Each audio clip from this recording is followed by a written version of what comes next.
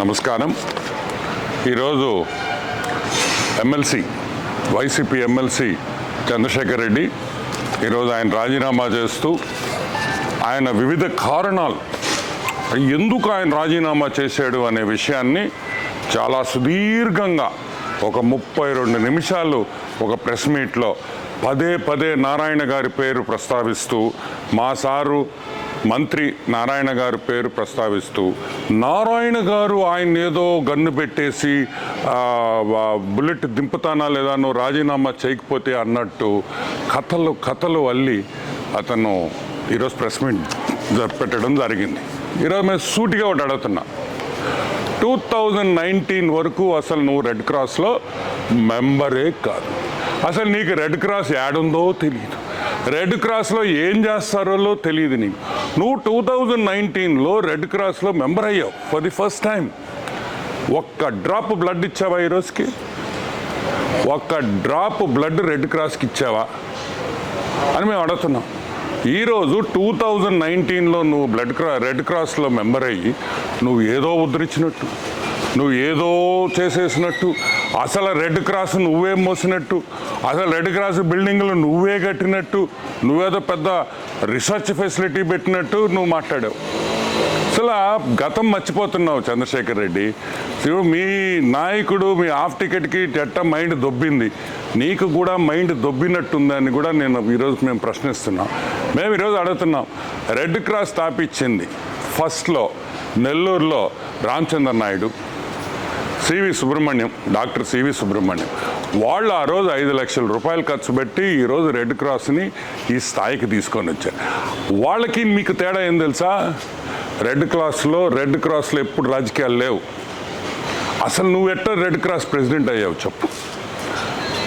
Maithili school owner Manohar Reddy panel గెలిచింది, నువ్వు వెన్నుపోటు పడిచి మైథిలి స్కూలు ఓనర్ని వెన్నుపోటు పడిచి నువ్వు ప్రెసిడెంట్ అయ్యావు. అసలు నీ ప్యానెల్ కూడా గెలవలా. ఈరోజు సింపుల్గా మేము అడుగుతున్నాం, నారాయణ ఇది చేశాడు, నారాయణ సార్ అది చేశాడు, నారాయణ సార్ చాలా చేశాడు, అవి కూడా చెప్పు. నారాయణ సార్ ఏం మంచి చేశాడు నెల్లూరుకి, నారాయణ ఏం అభివృద్ధి చేశాడు, నారాయణ హాస్పిటల్స్లో ఎంతమంది పేదవాళ్ళకి ఈరోజు సేవలు చేస్తున్నారు, బస్సులు పెట్టి సేవలు చేస్తున్నాడు అనే విషయం కూడా చెప్పు. ఈరోజు నువ్వు Nellore town constituency, Nellore bit 1 కాన్స్టిట్యువెన్సీని నువ్వు గత 2 నెలలుగా నేను వచ్చి నెల్లూరు ఎరగదీయాలి, నేను పెద్ద నాయకుడిలాగా నువ్వు ఫీల్ అయిపోతున్నావు. చెయ్యి. నువ్వు రాజీనామా చేసిన దానికి నారాయణ గారికి సంబంధం ఏంది? తప్పే ఉంది. ఎంఓయూ అడిగితే మీ అబ్బసొత్తు అడిగామా? నీ స్కూల్ ఎంఓయూ అడిగామా? రెడ్ క్రాస్ ఎంఓయూ అడిగావు, తప్పేంటి? It is bloody cancer related. ఈ కామన్ సెన్స్ లేకుండా నువ్వు మాట్లాడుతున్నావు.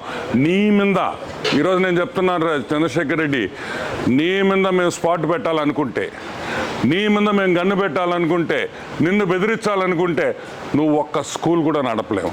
ఏ రోజైనా నీ స్కూల్స్ దగ్గరికి వచ్చాడు నారాయణ? నీకు అడ్డంకులు పెట్టాడా? ఇంకా మీరు పెట్టారు, మీ ప్రభుత్వం పెట్టింది. మీ జగన్మోహన్ రెడ్డి నారాయణ సార్ని అరెస్ట్ చేయాలని చూశాడు, స్కూల్స్ ఇబ్బంది పెట్టాడు, ఎన్ని విధాలుగా ఇబ్బంది పెట్టాడో మాకందరికీ తెలియదు అనుకుంటున్నారా మీరు? ఈరోజు మేము అడుగుతున్నాం, నువ్వేం పెద్ద పుడింగివి కాదు, నీకు స్పాటు మళ్ళీ దీనికి ఒక స్కెచ్ అంత సీన్ లేదురా అబ్బాయా నీకా? ఏంద్రే నీ మీద కూడా మేము స్కెచ్ చేయాలంటే మేము ఇంకా మాకుండే పొరుగు కూడా పోద్ది.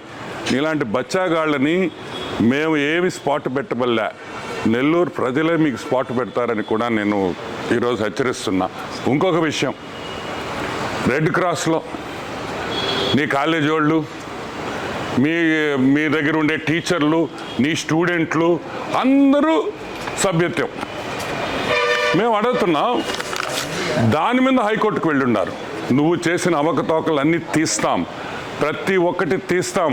రెడ్ క్రాస్లో నువ్వు చేసిన అవినీతి చరిత్రను కూడా బయటకు తీస్తామని కూడా మనవి చేస్తున్నా. ఇంకొకటి కూడా, ఇది ఓన్లీ వార్నింగ్. నువ్వు చదువు చెప్పే అయ్యోరువి, మా నారాయణ సార్ చదువు చెప్పే అయ్యోరు, నువ్వు కూడా చదువు చెప్పే అయ్యోరు. కాబట్టి ఈరోజు చాలా డీసెంట్గా మర్యాదగా మాట్లాడుతున్నా. దయచేసి ఇంకొకసారి నారాయణ సార్ నిన్ను బెదిరించుంటే 100% ప్రూఫ్తో రా.